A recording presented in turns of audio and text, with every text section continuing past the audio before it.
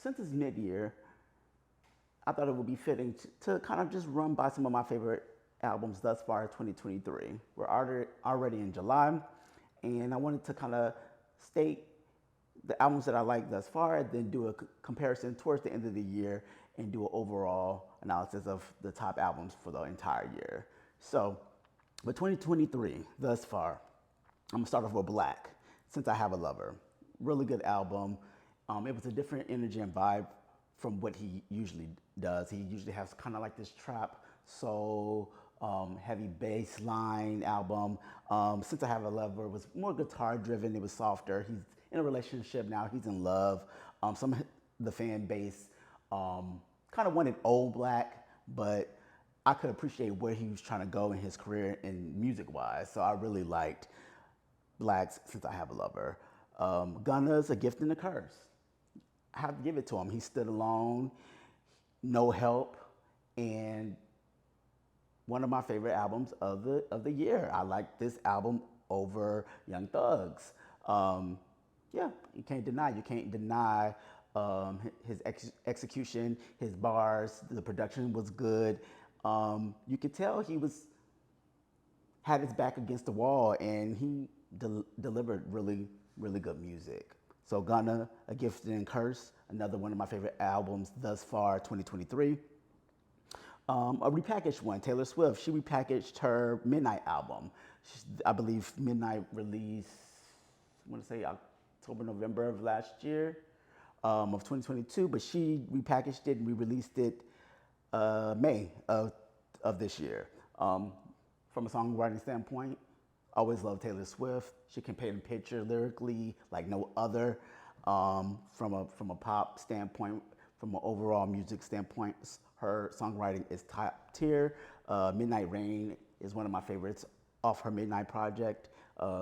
Again, top tier songwriting, so I'm always kind of gonna lean towards Taylor Swift when she drops a project because she knows how to lyrically paint a scene or a picture to convey her message. Daniel Caesars. Now this probably is probably my best album thus far. My favorite album thus far. Never Enough. He had some controversial situations in the past with the Black community. He since then apologized, and then he dropped Never Enough. Classic album. I would say album of the year thus far. I'll go that far and say it at this point. Let Me Go, one of my favorite songs from his album, but just a great, just soulful, lyrical vibe, and he infused some R&B and some alternative vibes in the album as well. Again, probably my favorite album thus far, Daniel Caesar's Never Enough. Little Uzi Vert, Pink Tape, you have to give it to him. The album was experimental. You can tell that he was kind of playing with different genres. But I tend to give kudos to people who take a chance and think outside the box musically. There's some controversial situations online where people feel like it wasn't a true rap hip hop album because of the different dance elements and heavy metal and rock influence on the album. But I feel like at the core, it was I say rap pop album, but different influences that kind of meshed throughout the album. And again, I nod my hat off to take my hat off to him for just being experimental and kind of showing us where he wants to go. I feel like he's trying to go into that rock and heavy metal lane, and kudos to him to saying, "Hey, this is where I've been musically, but this is where I'm trying to go." Let's see. I know this album was released mid-December 2022, but this artist ran the number one spot in top Billboard 200 all of January and half of February. SZA's SOS. She might as well have dropped in January because she dropped, well, I want to say the second week in December. She ruled the charts for those last 2 weeks in December and all of January. So I'm putting it back on the 2023 list. SOS.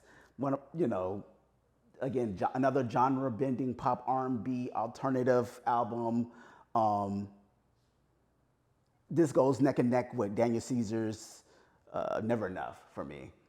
Really enjoyed SZA's SOS. Nobody Gets Me, her alternative pop song, was her leading single. One of her leading singles that did really well. The album broke rap records. I think it was the longest running album for a female for a while. I think she like kind of matched like Mariah Carey and another major artist stats from a milestone standpoint. So again, kudos to SZA for SOS, such a great project.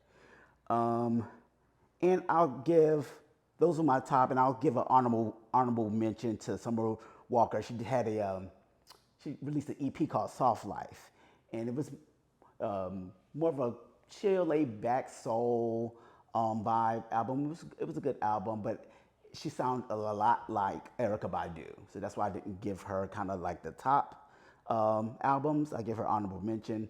While I liked it, I felt like it was very reminiscent to Erykah Badu, and I have an issue. Not an issue. My thing with Summer, I keep on comparing her projects to Over It because Over It was such a classic album.